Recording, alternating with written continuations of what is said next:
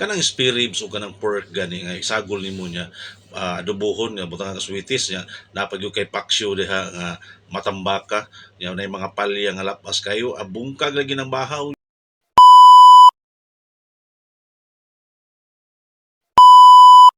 Ato na natagod ato ang spare ribs diri o kining perna mga kusinot-kusinira niya ato po ang matambaka ato na ang nabutangan og mga lamas palya talong ug okra niya suka so ato nang gi pabuka gi luto niya mao may una na luto niya kini ato ang spare ribs ug ato ang perna ato ani siyang gilatan og mga 45 minutes niya gitawag nato ni adobong pula mga kusinot-kusinira kay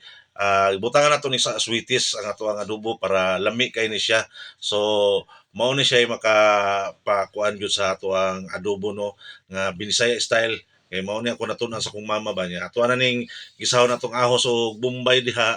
niya pagkahuman o kuan diha sa kuan butang na nato ato ang kuan diha ato ang aswitis nya kini akong aswitis mga kusinera ato ning gibutangan og suka kay raw humot jud kayo so kastuba akong ibutang ani kay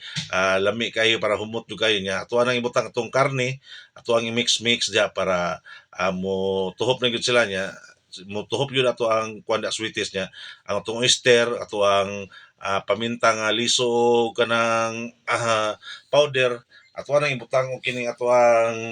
atsal para humot kayo niya kini ato ang pineapple chunk or tibits mga kusinot-kusinira kay tamis man ni so mao ni siya mo balance sa parat sa atong adobo lami kay siya mag-abot ang adobo diha adobo ang ato ang tuyo diha og kaning tamis o katong ato ang kuan kaning sweeties o so nahuluto na siya mga kusinira so before ko ni kaon ni dula sa aming basketball kay para kuan ba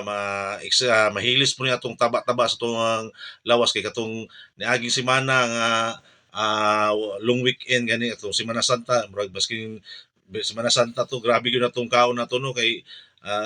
dili lang ta nagkuan sa ito sa mga kakanin kay nangaon yung tag karne so pagkaabot na ako sa balay ako rin yung banatan ni nato atong giluto nga spare ribs nga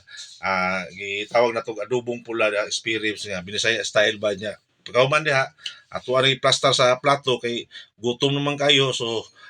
mangaon na ta mga kusinira so first bite para sa inyo ha balo ko nga ipanggutom na mo diha sa bayilan ko ninyo kaon diha kuha na magbahaw diha nya first bite para gyud na sa inyo ha mga kusinira niya ato ang kaon diha lami kayo kay murag ato ang lawas diha ba kanang baskog na kay naka-exercise na ya mao na importante sa atong lawas kay kailangan nato kanang maskin walking lang ta mga kusinira or jogging ta gamay nahinay lang di lang po nato biglaon kay labi na karon nga init kayo ang panahon no so kinahanglan gyud nato exercise dili lang po ta kuan mas gwapo ng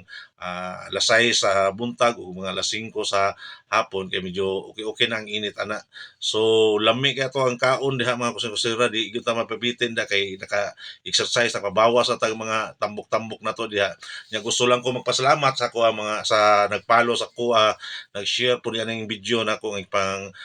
gina-upload unta nga naara mo permit dili mo magsawa nga i-share ninyo ako ang video pag-comment mo pag-like para makabalo po ko kung asa po naabot na niya mga video no kay support ta sa mga vlogger labi na mga local nga taga Davao ato as content creator nga proud ta na kay nabawin nyo na kita na ato